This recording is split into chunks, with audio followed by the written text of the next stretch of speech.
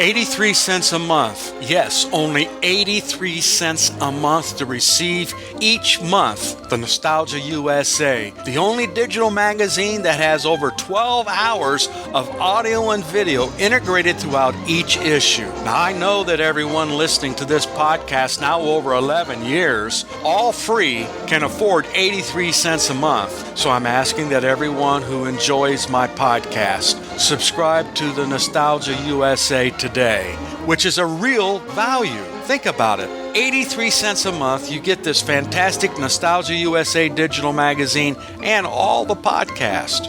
What a deal. Go to oldtimeradiodvd.com today to subscribe. Guaranteed you'll be glad you did. Let's now join our featured presentation. Lux presents Hollywood.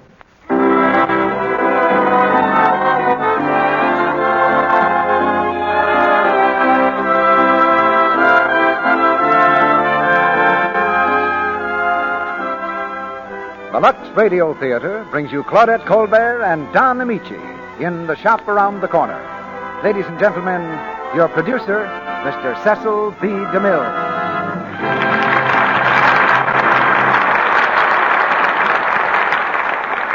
Greetings from Hollywood, ladies and gentlemen.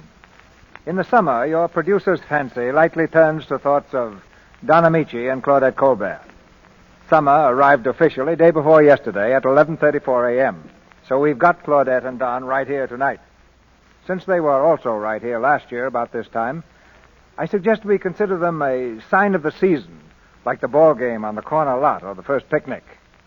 You'll hear these two stars in The Shop Around the Corner, adapted from the Metro-Goldwyn-Mayer picture success.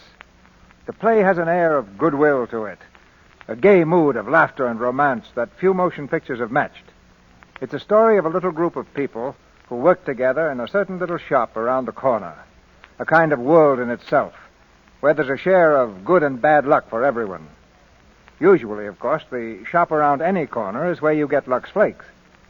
But we had a letter the other day from a woman who didn't take any chances on finding it that close.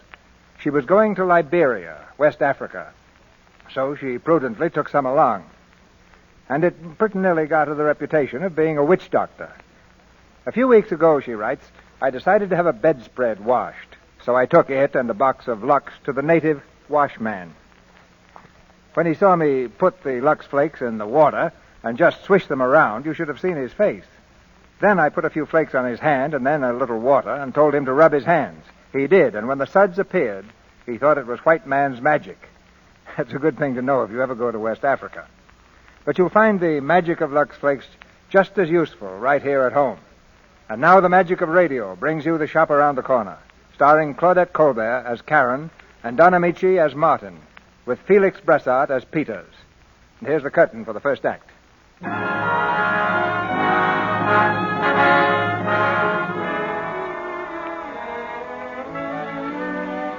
The firm of Matuchek and Company, Novelties and Leather Goods, has been doing business in the same location for 35 years.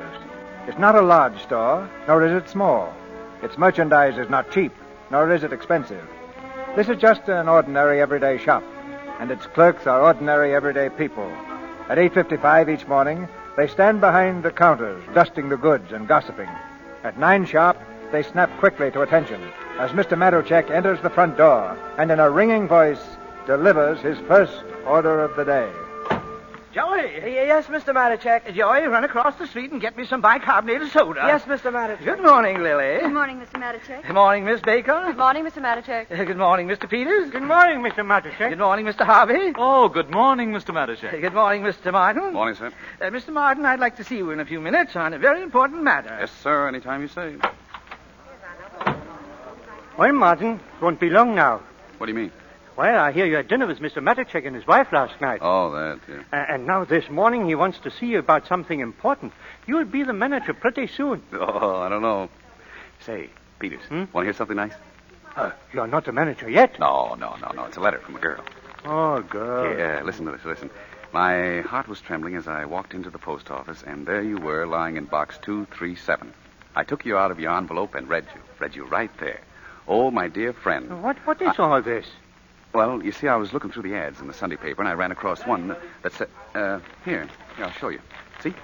A modern girl wishes to correspond on cultural subjects anonymously with intelligent, sympathetic young man. That's me. Address, dear friend, box 237. I know those ads. The papers are full of them. How long has this been going on? Well, we've exchanged 4 letters. And Peter, she's no ordinary girl. Listen, here on page 8, she says, here. Are you tall or short? Are your eyes brown or blue? Don't tell me. What does it matter so long as our minds meet? You are right. That's beautiful. Yeah, it is. And then she says, there are so many great and beautiful things to discuss in this world of ours. It would be wasting these precious moments if we told each other the vulgar details of how we earn our daily bread. I agree with you when you say, she means me, what are men and women for but to rise above the stupid necessities of the 8-hour day? You said that? Sure. You see, yes, Mr. Matichek? Martin, I can get 5 dozen more of these cigarette boxes from Nichols Brothers. What do you think of it? I think it's great. You see, you open it up like this. No, Mr. Matichek, that's not for us. You haven't even listened to it. It plays O Ciccione. Well, even if it played Beethoven's Ninth Symphony, I'd still say no. I don't like the whole idea. It's wonderful how quickly you can make up your mind. I've been in this business for 35 years, and it took me a whole hour to decide that I like it. But I guess you're a genius. Harvey. Yes, Mr. Matichek. Listen, what do you think of this? Look. Now, I want your honest opinion. Don't let me influence you. Hear that? That's a very popular classic. Well, Miss Baker? I think people who smoke cigarettes and who love to hear O Ciccione will like it. Harvey, what do you think? I'd even go further. I think it'll make music lovers out of cigarette smokers and cigarette smokers out of music lovers. I think it's sensational. Well, Mr. Martin? I still think it's terrible. Give me one reason. All right. Let's say a man smokes 20 cigarettes a day. So he opens the box 20 times, and 20 times he has to listen to O Ciccione. And besides that, it's imitation leather and cheap glue. In 2 weeks, the whole thing will come apart, and all you have left is O Ciccione. I know it. I know it's an imitation leather. You don't have to tell me. You just sell things and let me do the buying. Excuse me, Mr. Matichek. Nichols Brothers are on the phone. I'll take it here. Yes, sir. Hello, Nichols? This is Matichek. Cancel the rest of those cigarette boxes. They're terrible.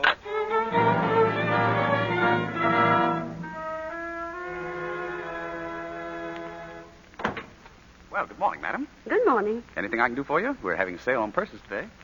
Well, to tell you the truth, I didn't want to buy anything. Oh, well, that's perfectly all right. If you want to look around, just make yourself at home. Thank you. I wonder if I could see Mr. Matichek. Well, Mr. Matichek is very busy at the moment. If you tell me what you wanted, I'm sure I could take care of you. Well, I noticed in the window that you're having a summer sale. Oh, yes, madam. Everything is reduced 25%. Really? That's wonderful. I guess you'll do a big business. Oh, there's no question about it. We'll probably have such a big rush we won't be able to take care of the customers. Then you ought to have some extra help. Oh, we probably will. In that case, maybe you can use me. I'm looking for a job. What's the idea of letting me go through this whole routine? Oh, well, I'm terribly sorry. I didn't mean to. Do you think you could help me to get a job here? I wish I could, but there isn't a chance. But you just told me you'd need some extra help because of the rush. Look around for yourself. You can see what kind of business we're doing. Every half hour, another customer rushes in. Well, listen, I've had a lot of experience. Yeah, but I know the situation here. I worked for 2 years at Blake & Company, and I left of my own accord. And before that, I was with Blake & Brothers for 10 months. Now, listen, if it were up to me, I'd put you to work, but I'm not the boss. So... Well, then why don't you let me see him? Because he's in a very bad mood today. I'll take a chance. Maybe I can cheer him up. Now, listen, madam, I've been here 9 years. I know Mr. Matichek inside and out. I know exactly what his attitude would be. I can tell you word for word exactly what he'd say. Mr. Martin, come here. Now, you see what you've done? Oh, I'm sorry. Mr. Martin. Yeah, come here, Mr. Matichek. So, Mr. Martin, you know every reaction of mine, eh? You know exactly what I think even before I think it. You're not only a genius, you're a mind reader. But, Mr. Matichek... Never mind now. I'll take care of this customer. But, Mr. Matichek... Quiet. Good morning, madam. I'm Mr. Matichek. Oh, good morning, Mr. Matichek. Please have a seat. Thank you. Mr. Matichek, I was at Blake & Company. I'm sure you'll find much nicer things at our shop. No, I mean I worked there. I'm looking for a job. A job? You mean... Oh, no. That's impossible. It's out of the question. Good, eh? Oh, but Mr. Matichek... I have no time. I'm very busy. Mr. Matichek, please, I've got to have a job. And I'm good. I know merchandise. Really, I do. Please, just give me a chance. Oh, so you know merchandise. Let me ask you something. Would you buy a box like this? Well, Well, I couldn't buy anything at the moment. No. I just wanted your opinion, your honest opinion. Do you like it? Oh, yes, I do. It's marvelous. Why? I think it's romantic. Romantic? What's romantic about it? Huh? Well, cigarettes and music? I don't know. It makes me think of moonlight and cigarettes and music. There, Martin. There's the woman's point of view. Mr. Matichek, she How would much say... are you selling it for? Well, I'd say $4.25. That's a bargain. That's a real bargain. Oh, that's a candy box, isn't it? No, madam. It's Yes, a, madam. Yes, madam. That's a candy box. And I would say a very unusual one. Yes, I like it. How much is it? Watch, madam. It has a very distinctive feature. Well, You see? is that coming out of this? Yes, madam, yes. It's O Chichonia, a very popular classic. Oh, no, that'll never do. Where do people get ideas like that? Can you imagine? Every time you take a piece of candy, you have to listen to that song. Oh, no. Oh, no, madam, wait, please. I know just what you mean, madam. And yet, you see, some of our customers like it for the very thing you object to. Now, there's no denying we all have a weakness for candy. And when I say weakness, I don't mean say anything against candy. I only mean we're inclined to overdo it a little. That's true, I suppose. Now, for instance, madam, have you any idea how many pieces of candy you eat a day? Well, no, I never gave it a thought. But I am taking on weight. That's just it. We pick up a piece of candy absent-mindedly, and then we take another piece. And before we realize it, we've gained a pound or two. Don't I know it? Now, you see, this little box makes you candy conscious. That's what Matichek and Company designed it for. Every time you open it, this little song is a message to you, see? Too much candy, and I'll be careful. Well, how much is it? $5.50 reduced from $6.95. It's a real bargain. I'll take it. You can wrap it up while I look at these purses. Well, Mr. Matichek. What's your name, young lady? Smith, Karen Smith. Miss Smith, you may report for work tomorrow morning. Oh, thank you. Mr. Martin here will show you the ropes. Yes, of course. Or perhaps you can show him. Help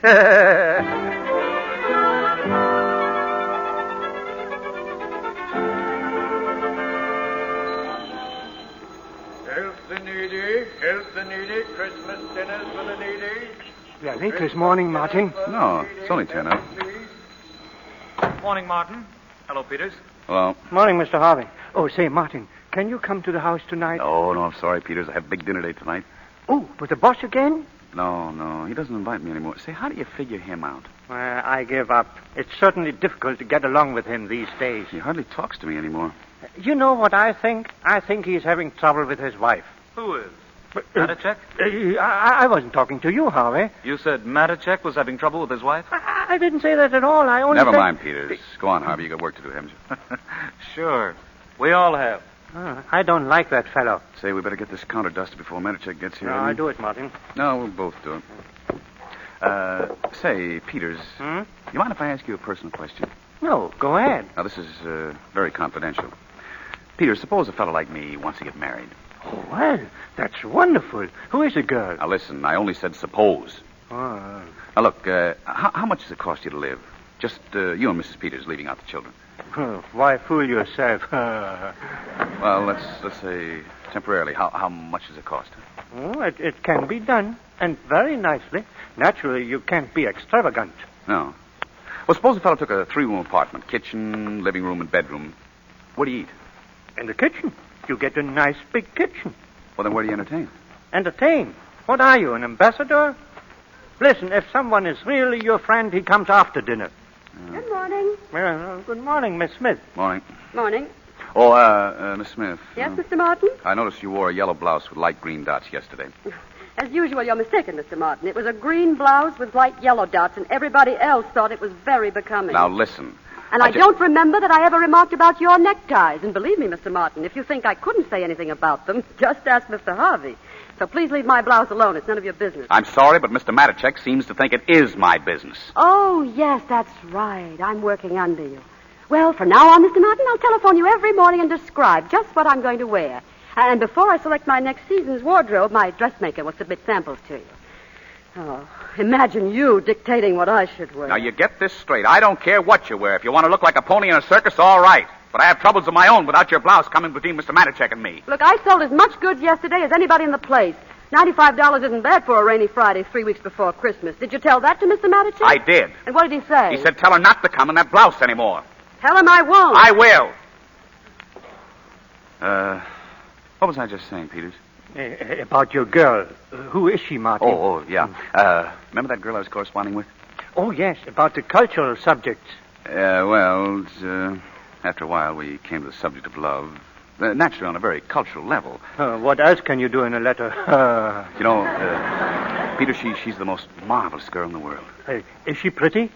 She has such ideals, Peter. She's so far above the girls you meet today. There's simply no comparison. I see. She's not pretty. Well, what's the difference? As a matter of fact, I don't know whether she is or not. You see, I haven't met her yet. You haven't? No, I keep on postponing it. I'm scared, Peters. See, this girl thinks I'm the most wonderful person in the world, and after all, there's a chance she might be disappointed. Yes, there's a chance. On the other hand, you might be disappointed, too. Oh, no. No, I won't. I'm as sure of that as I am my own name. Peters, I'm meeting her tonight for dinner. Where? In a restaurant on 8th Street. I suppose you're going to wear a red carnation, huh? Yes, I am. And she's going to have one as a bookmark and a copy of Tolstoy's Anna Karenina. Gee, I haven't slept for days. What's her name? I don't even know that. I just call her Dear Friend or Dear Box 237. Oh, Dear Box 237. I'm sure she'll be beautiful. Well, not too beautiful. What chance would there be for a fellow like me?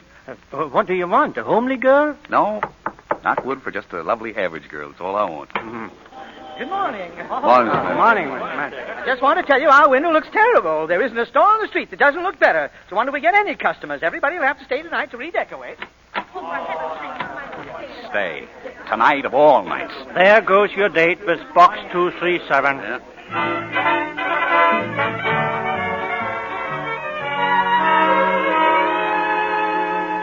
Hand me those belts, Joey, will you? Belong up here on the shelf. Okay. Say, Mr. Martin, do you think I have to work tonight, too? After all, I'm a child. No, you don't have to stay tonight. No kidding? I'll straighten it out with Mr. Matichek. Oh, gee, thanks. May I help you, Mr. Martin? No, thank you, Miss Smith. There's no trouble at all. I'd like to. Yesterday, I put all the imported bags on the shelf over there. Mm-hmm. Is that the way you wanted it, Mr. Martin? Yeah. Oh, I'm so glad you like it. If there's anything wrong, I'd appreciate it if you'd tell me. Since when are you so interested in my idea of what's right or wrong? Well, I like to please you, Mr. Martin. Now, after all, I'm working under you. You know, you don't have to keep harping on that. Oh, no, I don't mean it that way at all. Regardless of what I think of you personally, I believe that anybody who works with you and doesn't get a great deal out of it is just dumb. Just what do you mean, what you think of me personally? Well, since you asked, I'd say no matter what can be said against you, I think you're a gentleman. Well, I try to be. Mr. Martin, you don't realize what that means to a working girl. Well, what a girl has to go through in some shops. Well, for instance, when I worked at Booten Brothers and Sons, well, the sons were all right, but the brothers, oh. And that's why I like it here.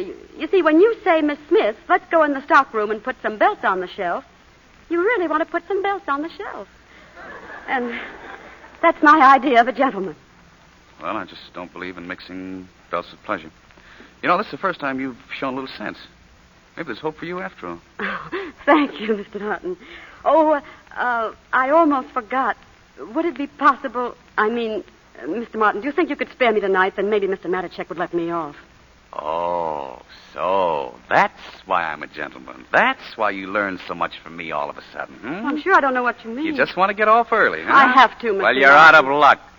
What a cheap trick that was, and I nearly fell for it, too. Mr. Martin, I have to get off tonight. It's terribly important. For 6 months, you've done everything you could to antagonize me, and now you have the nerve to come in Well, you here. haven't been very nice to me. No matter what I do, it's wrong. If I wrap a package, it's not the right way. If I make a suggestion, and some of them are very good, you don't even listen.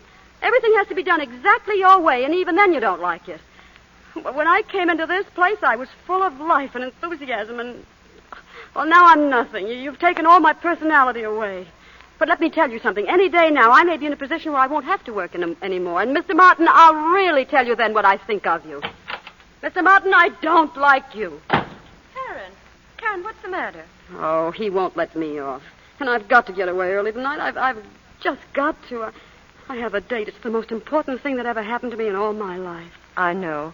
The boy you told me about. What was his name? That's what makes it so awful.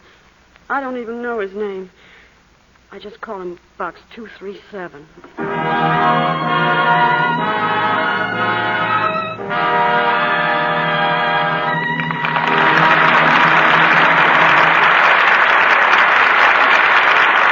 In a moment, you'll hear Act 2 of The Shop Around the Corner, starring Don Amici, Claudette Colbert, and Felix Bressart.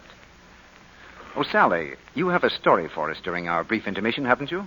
Yes, Mr. Ruick. Let's pretend we can all fly wherever we will, swiftly yet invisibly. Here we are, then, on a warm June evening near the front porch of a pretty little home somewhere in America. There's a young man sitting on the porch with his wife.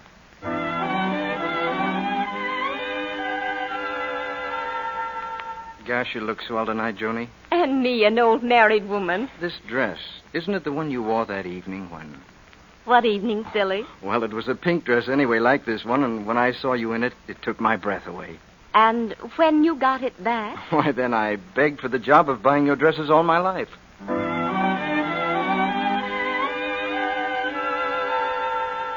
How often a charming dress plays its part in romance. That's something every woman knows, isn't it? And now that we have wonderful new Quick Lux Flakes, it's so easy to keep dresses dainty and lovely looking so that you always seem appealing.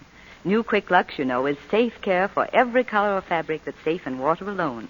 The gentle Lux suds swiftly float away soil, perspiration, leave your pretty dresses fresh and charming. That's something that almost every woman knows, too, Libby. Of course it is, because twice as many women use new Quick Lux Flakes for nice dresses as use any other flakes, chips, or beads.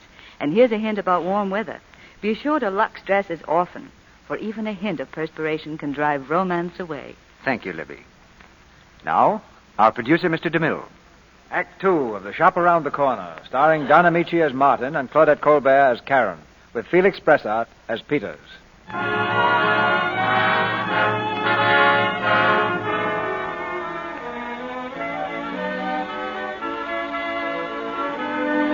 It's later the same day. Mr. Matuszek's temperature has risen with each passing hour, for 6 of his employees have asked for the evening off. Now Martin is the unlucky 7th, and Mr. Matuszek hits the boiling point. Do you mean that you want the evening off too, Martin? Well, yes, Mr. Matuszek. What is this? Does everybody want to leave? Once a year, I asked you to stay here. Well, I'm sorry, Mr. Matuszek. If I'd only known yesterday, I could have... I see. You want a special invitation. Next time, I'll send you an engraved announcement. Mr. Matuszek, this is the first time in years that I've asked a favor. I think you're being unjust. I'm being unjust. Once a year, I ask 7 ladies and gentlemen. 7, mind you, when next door, a shop twice as big as mine employs only 4. And, good afternoon, madam. Is there anything I can show you? Have you traveling bags for men? Oh, with a zipper? Oh, yes, madam, yes. We have every type of traveling bag in the zipper. Thank you so much. I'm just doing a little window shopping for my husband. He'll be here tomorrow. I'd be delighted to serve your husband. Thank you. Good afternoon.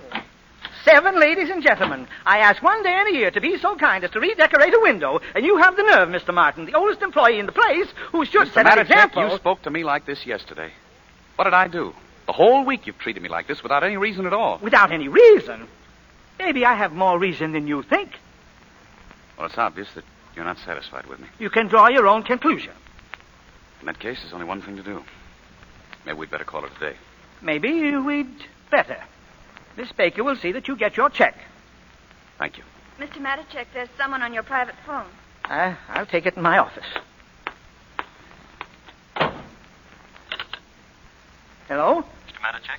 Yes? This is the Kane Detective Agency. We have that information about your wife. Oh, well, don't tell me on the phone. Come over to my shop, please. What time, Mr. Matuszek? Come now, please. I'll be waiting. Mr. Peters. Yes, Mr. Matuszek? Tell everyone they may go home. We'll do the windows tomorrow.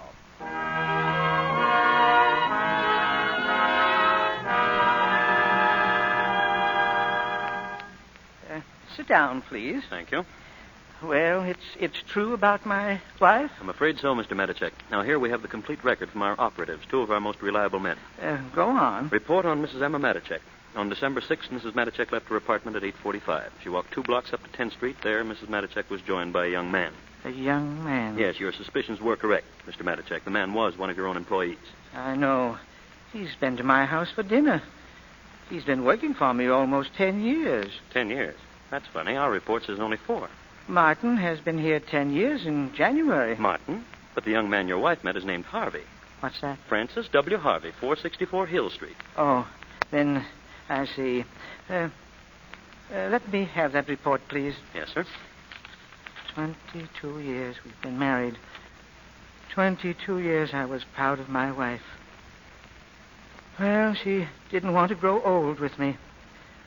If you send me your bill, I'll take care of it immediately. Yes, Mr. Matichek. Good night. Good night.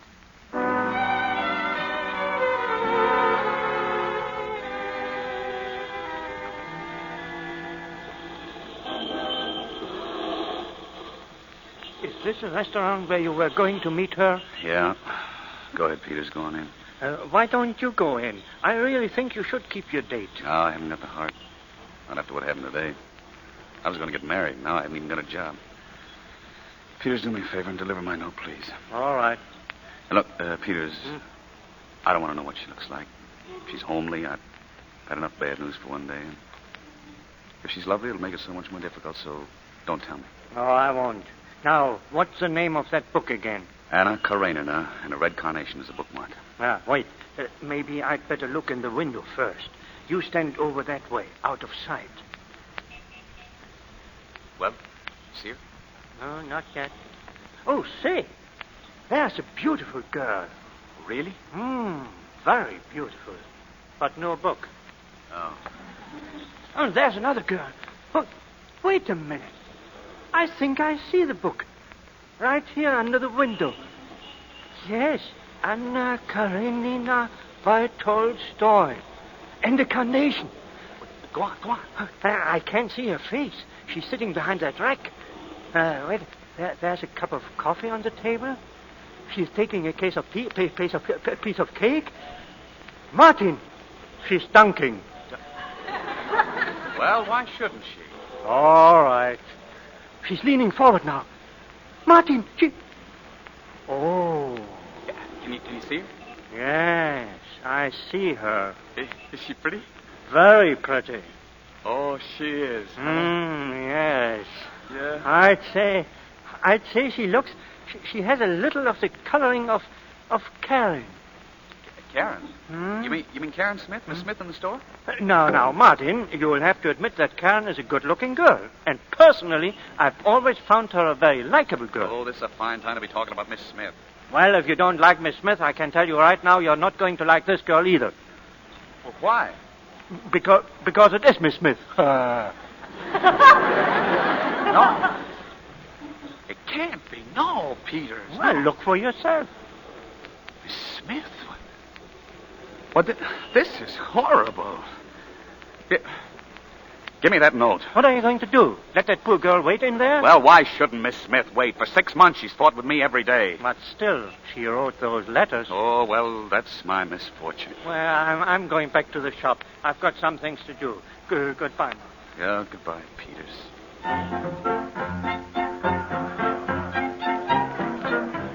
Excuse me, miss. Can I take this chair? Oh, no, don't, please. I'm expecting somebody, waiter. He'll be here any minute. Okay. Red carnation, huh? Yes. A few nights ago, we had a case with roses. Turned out very nice. Very nice. But once, about 3 months ago, we had a sad case with gardenias. She waited all night and nobody came. Oh, really? She must have felt terrible. Well, that's life, you know. You have to expect things like that. Yes, of course. Waiter, isn't your clock a little fast? My watch says only 8:27. Oh, listen, you got nothing to worry about. A pretty girl like you, if he doesn't come, I'll put on a carnation myself. Hello, Miss Smith. Huh? Oh, good evening, Mr. Martin. What a coincidence. I had an appointment here. You, haven't seen Mr. Peters by any chance, have you? No, I haven't. Well, guess I'll wait. Do you mind if I sit down? Oh, yes, I do mind. Well, what's the matter? Oh, please, Mr. Martin, will you go to some other table? I have an appointment, too. Oh, really? Well, who are you meeting? Now, please don't be sarcastic. I realized you've had a bad day, Mr. Martin, and you probably feel very bitter. Bitter? About leaving Mattercheck and Company? Listen, I could have another job like that. Oh, well, in that case, there's no use wasting sympathy on you. Good night, Mr. Martin. Listen, you don't have to feel sorry for me. Mr. Martin, I said good night, please. Well, what are you so nervous about? I'm not nervous. Do I look nervous? I should say you do. Well, I'm not. You, just knocked over the water. Well, that's just an accident. Here, I'll mop it up for you. Mr. Martin, will No you please... trouble at all. That's better. Oh, I see you're reading Tolstoy's Anna Karenina, huh? Yes. Anything against it? Oh, no. I never expected to meet you in a cafe with Tolstoy. I didn't know you went in for high literature. There are a lot of things you don't know about me, Mr. Martin. Yes? Well, there are a lot of things you don't know about me, Miss Smith. You know, people seldom go to the trouble of scratching the surface of things to find out the inward truth. Mr. Martin, I wouldn't care to scratch your surface. Because I know exactly what I'd find. A handbag instead of a heart, a suitcase instead of a soul, and instead of an intellect, a cigarette lighter that doesn't work. Oh, that's very well put. Comparing my intellect with a cigarette lighter that doesn't work is such an interesting mixture of poetry and meanness. Meanness? Oh, now, don't misunderstand me, Miss Smith. I was just on the verge of paying you a compliment. Oh, please, Mr. Martin, I told you I was expecting somebody. Well, that's all right. As soon as he comes, I'll leave. Look, Mr. Martin, I'd better warn you. This person is jealous. Oh. Very jealous. Yes. And if you insist on staying here, I will not be responsible for anything that may happen. I hope you understand what I mean. Sure. Listen, just in case your party doesn't show up, would well, if he should stand you up or something... Oh, don't worry about that. This party will show up. Well, so he came, huh? Will you have a menu, sir? Oh, no. I told her not to worry. Pretty girl like her. Waiter, this is not the gentleman I was expecting. Oh, no? No. And I don't want him sitting here at all. Will you please ask him to take some other table? What's the idea, mister? All right. Is that next table taken? No. Well, then I'll sit over here. Cup of coffee, please. I'm sorry, miss. Oh, it's all right. Just as long as he doesn't sit at my table. Then I'll keep an eye out for that carnation. Thanks. Tell me, have you read Zola's Madame Bovary? Madame Bovary is not by Zola. Will you please go away? Now, look, Miss Smith. Oh, what are you trying to do? Ruin my evening? What have I ever done to you? Why do you hate me so? I don't hate you. Oh, I suppose you love me. No, why should I? What have you ever done to make me love you? I don't want you to love me. Well, I don't. You know what that song reminds me of? Yes, thank you. 24 unsold cigarette boxes. No, you're wrong again. It reminds me of a girl who was looking for a job. And a very nice girl, I thought. Oh, really? How you've changed. That was before you began to make fun of me, giving imitations of me in the locker room. And I want to take this opportunity, Miss Smith, to inform you that I am not bow-legged. Aren't you? No, I'm not. Well, I have information to the contrary. Mr. Harvey told me you have your trousers specially made. That's a lie. I've never been to a tailor in my life. And if you think I'm bow-legged, you come out on the sidewalk with me and I'll pull up my trouser legs. Don't you dare. How would you like it if I made remarks about your hands being red? That's exactly what you did yesterday. Yes, but only after you made fun of my legs. And they aren't red at all. No, not anymore, after I called your attention to them. And let me tell you something else, Miss Smith. You may have beautiful thoughts, but you certainly hide them. So far as your actions are concerned, you're cold and snippy like an old maid. And you'll have an awful tough time trying to make any man fall in love with you. Oh, Mr. Martin, you're getting funnier every minute. I could show you a few letters that might open your eyes. No, maybe not. No, you probably wouldn't understand what's in them. They're written by a type of man so far above you that it's ridiculous. I have to laugh when I think of you calling me an old maid. You little insignificant clerk. All right, that does it. Goodbye, Anna Karenina. Goodbye. Martin, wait, Martin, Matt! Peters, what's the matter? What's wrong? I just went to the shop. They took Mr. Matuszek away in the ambulance. What? He tried to commit suicide.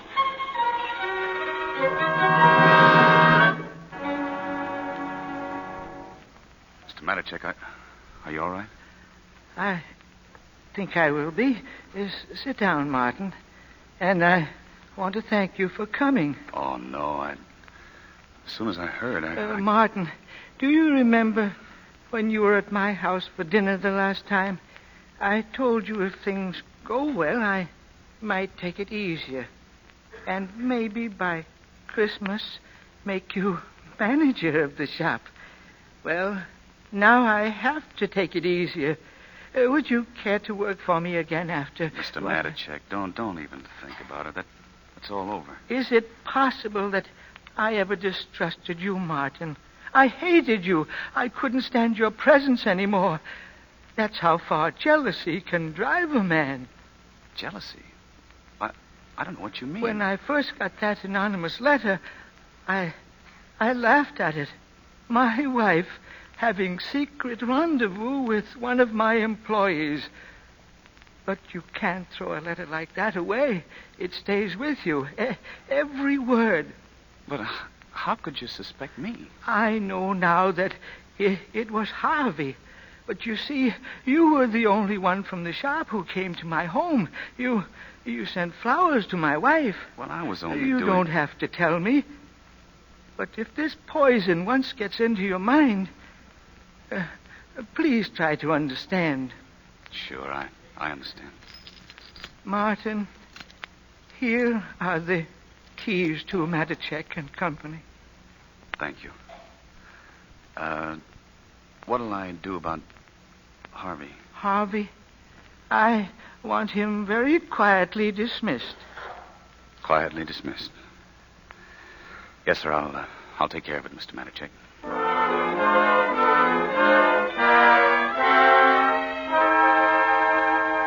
What do you mean I'm fired? You hear me? Get out! Don't push! Don't push! Go on, beat it! What right have you got to fire me anyway? Does Mr. Matichek know about this? Mr. Matichek has nothing to do with it. I'm the manager and you don't work here anymore. Oh, so you're the manager. How do I know you're the manager? Prove it. Show it to me in black and white. Oh, you want it in black and white, do you? Well, you're going to get it in black and blue. Oh, yeah? Well, how do you like this? I'll murder you. I'll show you. You're too bait, too time. Mr. Harvey! Martin, stop! Oh, Stop! they're killing each other. What's going on? Martin, you have knocked him out. Peters, you enjoy. Throw him out of here. Go on. I got his legs. Peters, the back way, and do it quietly. Mr. Matichek doesn't want any fuss. Miss Smith, you wait here. Watch his head, Joey. Why? He wouldn't feel it. Well, Miss Smith, I suppose you're kind of surprised to see me back, huh? Well, naturally, I'm glad you have your job again. Congratulations. Miss Baker tells me you weren't feeling well this morning. No, that's all right, thank you. You look worn out. Anything go wrong last night? I tell you, I'm all right. Where's Mr. Matichek? I want to see him. Well, he's right here. I'm Mr. Matichek. Oh, Mr. Martin, don't make any jokes. Not today. And if you have to pick on me, make it some other time. I want to talk to Mr. Matichek. Would it really be so terrible if I were the boss and you had to talk to me? Will you please stop it? My nerves are at the breaking point. Miss Smith, I'm simply trying to tell you that... Haven't you any heart at all? Can't you see I'm sick? I can hardly see straight. The room, everything's turning around. And in this state of mind, I ask you a simple question, and instead of having any consideration for me, you deliberately try to frighten me. Now stop it. Martin, I didn't have any chance to say it before. Congratulations. For what, Mr. Peters? Well, don't you know? Martin's the manager. The manager? Oh... Miss Smith. She fainted. Peters, get some water. Quick. Water. Hurry it up. Some water. Karen, are you all right? Oh, darling, look at me. Karen, darling. Oh, you poor kid. Karen. Oh, what happened? Why, nothing much, Miss Smith. You just fainted. We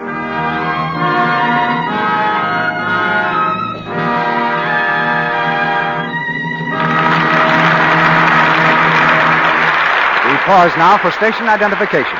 This is the Columbia Broadcasting System.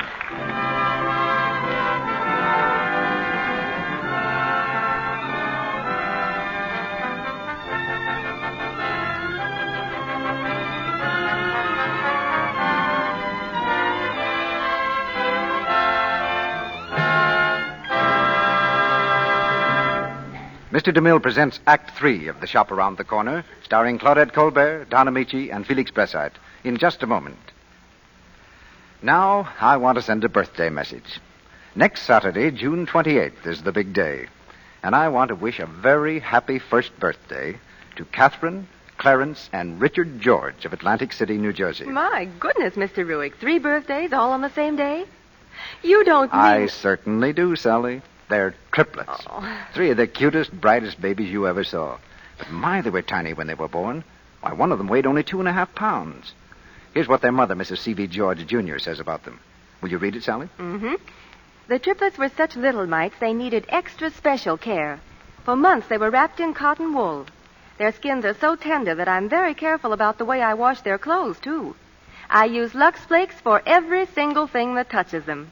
Lux is so safe and gentle, I know it has nothing in it to irritate a baby's sensitive skin. That's something every mother can count on. Wonderful Lux purity. Mrs. George goes on to say, New Quick Lux Flakes are so fast I get suds in a jiffy, and a little goes so far. It's thrifty, too. When you have as many as 60 diapers a day to wash, as well as rompers, dresses, nighties, and woolies, well, you can see that speed and thrift are important. Now, that's a fine tribute to Lux Flakes, isn't it? And a well-deserved one, because New Quick Lux is a wonderful help to a busy mother. It's so gentle, safe for anything, safe in water. With Lux Care, soft, woolly shirts and blankets stay fluffy and unshrunken. Pretty dresses and bright-colored sunsuits stay fresh and new-looking longer. And best of all, there's nothing in New Quick Lux to irritate a baby's sensitive skin or to roughen a mother's hands. No harmful alkali of any kind. Give all baby things this superlatively gentle care. Now, Mr. DeMille returns to the microphone. The curtain rises on the 3rd act of The Shop Around the Corner.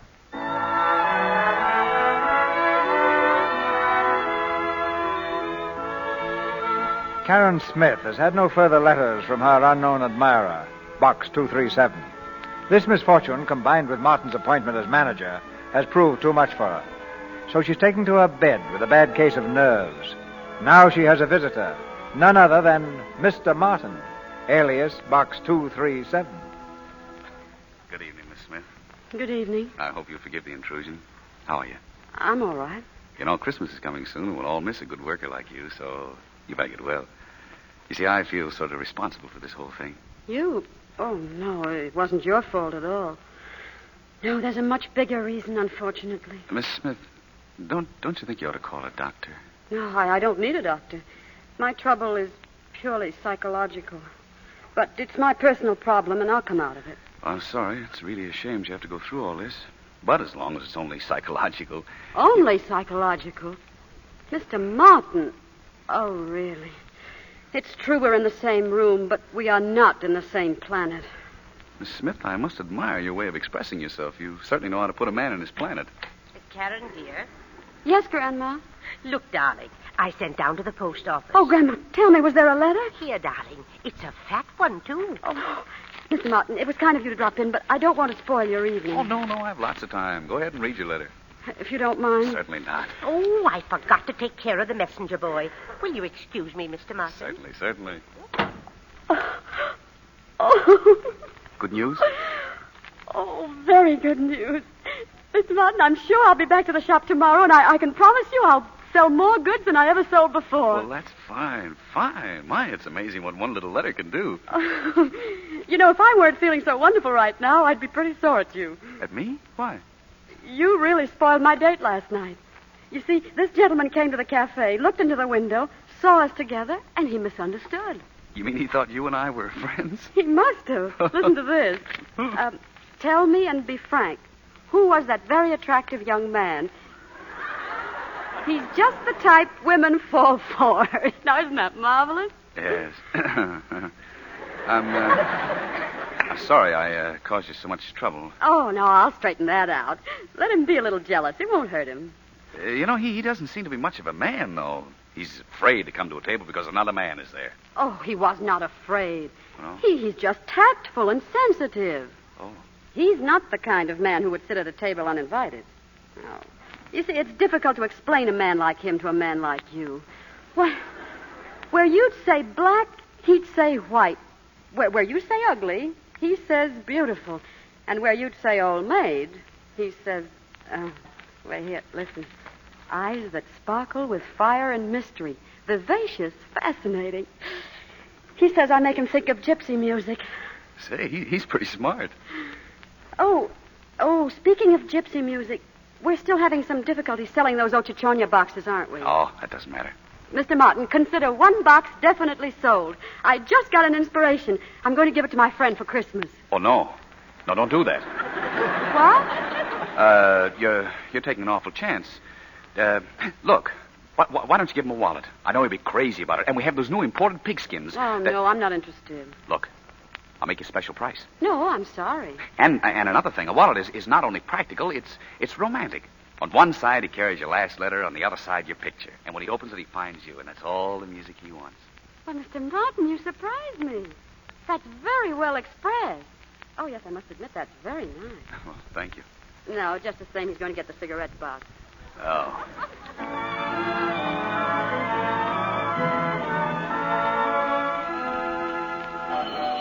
Here's the needy. Christmas dinners for the needy. Everything else. Merry Christmas, Mr. Matacek. Well, Merry Christmas to you, officer. I haven't seen you for quite a while, Mr. Matacek. Yes. I'm supposed to be pretty sick, but it's Christmas Eve, and I just couldn't stand it any longer. I'm going in and help. Well, take it easy, Mr. Matacek. Merry Christmas. Merry Christmas. Miss Mabel, do you think Howie would like that briefcase? Oh, I don't know. Maybe. Pardon me. I can't see very well without my glasses. Can you tell me how much that briefcase is? $12.50. Only $12.50. Well, you certainly get exceptional values here. I wonder how Matacek and Company does it. Well, if you don't know Mr. Matacek, who should?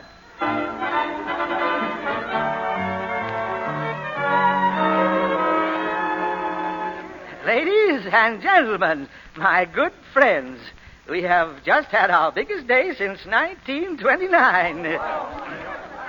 You should be very proud. And I want to thank you from the bottom of my heart. When I was in the hospital, I read your little note over and over. I'm glad to know you missed me and hoped I would come back home again. You're right. This is my home. And only too seldom one realizes that the people he works with are his real friends. Well, there's no Christmas without a bonus, am I right? Miss Baker will pass out your checks, and then I want you all to go home and have a very, very Merry Christmas.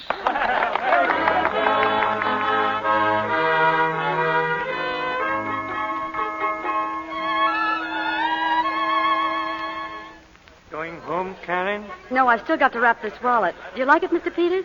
Oh, I think it's wonderful. Is this for that gentleman you told me about? Mm-hmm. I'm meeting him tonight for the first time. Isn't it exciting? Oh, yes. I think it might be. Well, Merry Christmas, Karen. And I hope everything turns out just as you wanted. Thank you. Merry Christmas, Mr. Peters. Merry Christmas, Martin. Merry Christmas to you, Peters. Well, Miss Smith, we're just about ready to close. Oh, I'm sorry. I'll be through here in a second. Oh, that's all right. There's no hurry. Oh, present for somebody? Mm-hmm. I followed your advice, after all. It's the wallet. Oh, fine. Oh, want to see something? Here, look at this. I bought it for a very special friend. Oh, a locket. Yeah, with stones in it. Right there, see? Oh, say, it's beautiful. I didn't know you had a girlfriend. Oh, no? No, I never even suspected. I guess you think it's pretty funny that a girl would like somebody like me. Oh, now, Mr. Martin, don't let's start all over again.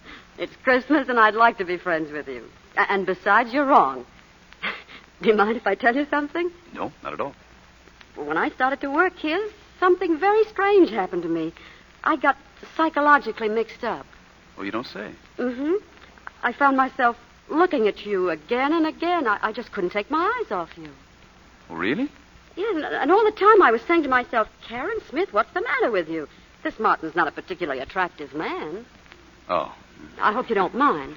Oh, no, not at all. And now comes the paradox. I caught myself falling for you. Fall? Oh, I can't believe that. Oh, yes, Mr. Martin. In those first few weeks, there were moments in the stockroom when you could have swept me off my feet. Well, now, I'm getting psychologically mixed up. Well, you see, I was a different girl then. I was very naive.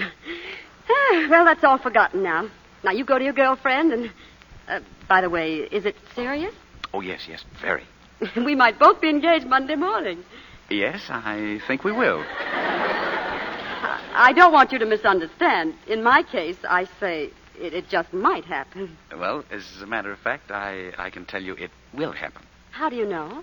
Well, I might as well tell you, I guess. He came to see me. Who? Your fiancé. What? He came last night. You shouldn't have told him who I am. I spent a very uncomfortable hour. You see, he didn't believe it when you wrote him I meant nothing to you. I don't understand. But coming to see you, it doesn't sound like him at all. Oh, well, don't worry about it. I straightened everything out. In a little while, you'll be Mrs. Popkin. Mrs. Popkin? Yes, that's his name, isn't it? That's what he told me. Huh? Oh, yes. Yes, Popkin, that's right. Popkin. Yes. Oh, he's a nice fellow. I congratulate you. Oh, thank you. I think he's a very attractive man, don't you?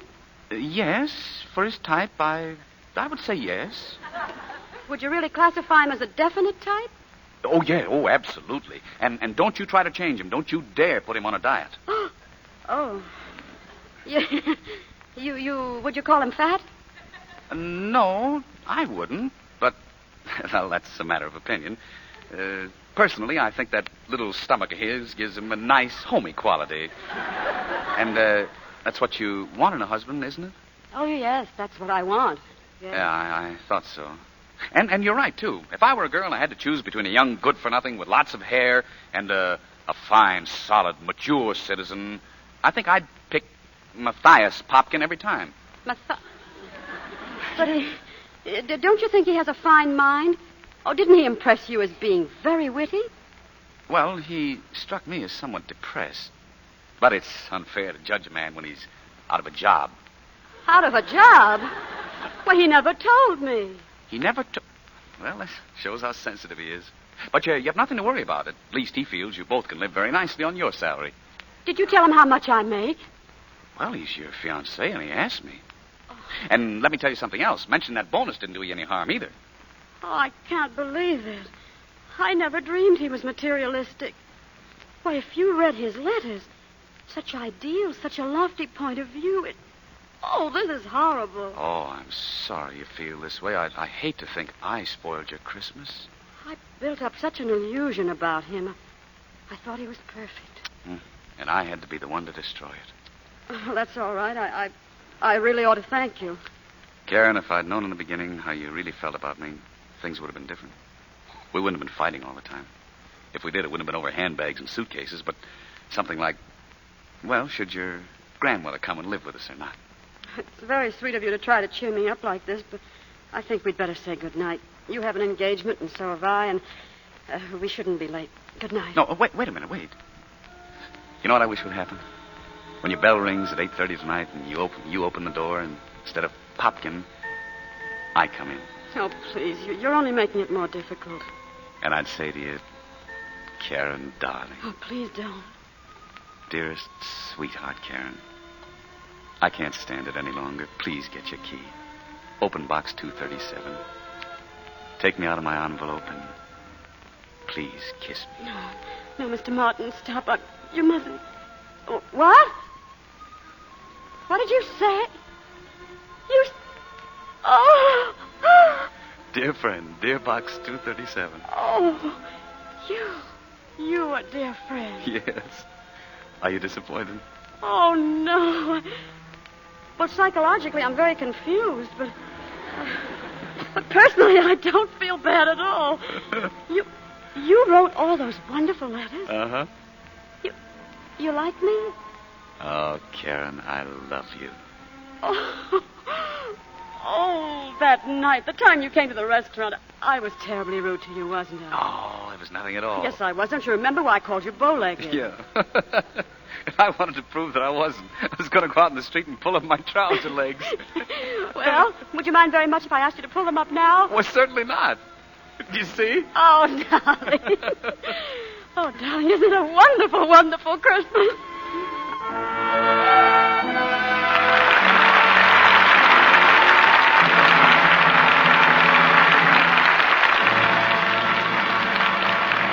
Mr. DeMille will tell us about next week's play in just a moment, and Don Amici and Claudette Colbert will return to the microphone for their curtain calls.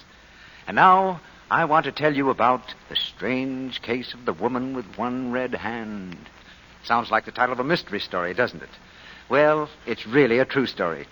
You see, not long ago, hundreds of women were going around with one hand harsh and red and ugly, the other hand smooth and lovely. The clue to this strange state of affairs was in a famous laboratory. Here is what happened. 2 dishpans were placed in front of each woman. In one of the dishpans were Lux suds, in the other, suds from a different soap. The women dipped one hand in each of the dishpans and kept on doing this for 20 minutes 3 times a day. The conditions were similar to home dishwashing. 5 popular soaps in all were tested. Well, at the end of the test, the Lux hands were still soft and smooth. But the others were so red and rough and chapped. As many of the women said, of course we knew Lux Flakes are gentle, but we had no idea how much kinder they are to hands. Now, if you've been using a harsh soap for dishes, simply change to gentle new Quick Lux Flakes. See how much nicer your hands look, how they lose that embarrassing, unattractive dishpan look. The reason is simple. New Quick Lux has none of the harmful alkali that dries the natural oils of your skin. It's thrifty, too, and so fast. Yet new Quick Lux Flakes come in the same familiar package, cost you no more. Buy that generous big box tomorrow and start giving your hands gentle Lux care. And now, here's Mr. DeMille with our stars. You can't beat good acting for good entertainment. That's why we wanted Claudette Colbert and Don Amici tonight. They're back at the footlights now. Thank you, C.B. Give one of your best salutes, Claudette. You did learn to salute while you were in the Army, didn't you? Well, certainly, Don. I'll match my salute against any top sergeant in the Army. You know, C.B., Claudette was one of the gang from Hollywood that put on the show at the Army camps last week. Hollywood couldn't have had a more charming ambassador. What camps did you visit, Claudette? 2 camps just north of here, C.B. Camp Hunter Liggett and Fort Ord. How many did you have in the audience, Claudette? Oh, about 30,000 at Hunter Liggett and 20,000 at Fort Ord. Sounds as though Hollywood was a success with the Army, Claudette. And plans have been made to send entertainment to other camps, too. Well, C.B., I want to tell you that whole trip was one of the biggest thrills I've ever had. I want to do it again soon and often as the Army wants us. Yeah, and every actor in Hollywood is ready to help, Claudette. What have you got planned for Lux Radio Theater next week, C.B.? There'll be big doings around here next week, Don. And these 2 names will tell you what I mean. Cary Grant and Myrna Loy. They'll star in the play I Love You Again, adapted from Metro-Goldwyn-Mayer's recent comedy hit. And we promise you that with Cary and Myrna teamed as husband and wife, the pace never lets down. We'll also have Frank McHugh. So if you love a gay comedy, don't miss I Love You Again. Oh, C.B., that sounds wonderful. I'll be in the audience. Good night. Goodbye, C.B. No, not goodbye. Not goodbye. We'll just say, till we meet again, to you two.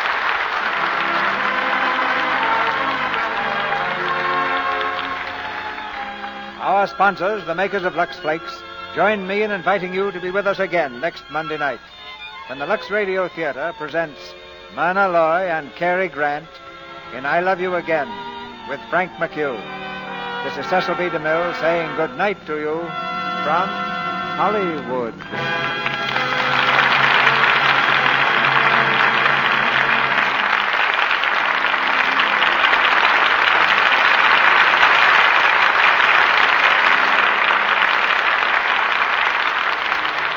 The United Service Organizations, the huge civilian army behind our Army and Navy, are conducting a drive that should have the backing of every loyal American.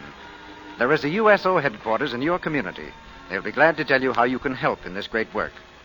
Claudette Colbert will soon be seen in the Paramount picture, Skylark. Don Amici has just finished making the Paramount picture, Kiss the Boys Goodbye. Felix Bressart will soon be seen in the Metro-Goldwyn-Mayer picture, Blossoms in the Dust. The part of Matichek was played tonight by Leo Cleary. Also included in tonight's play were Fred Mackay as Harvey, Ann Tobin as Lily, V. Benaderet as Miss Baker, Charles Peck as Joey, Verna Thulton as Shopper, and Lou Merrill, Arthur Q. Bryan, Ferdinand Munier, Jesse Arnold, and Bruce Payne. Our music is directed by Louis Silvers, and your announcer has been Melville Roick.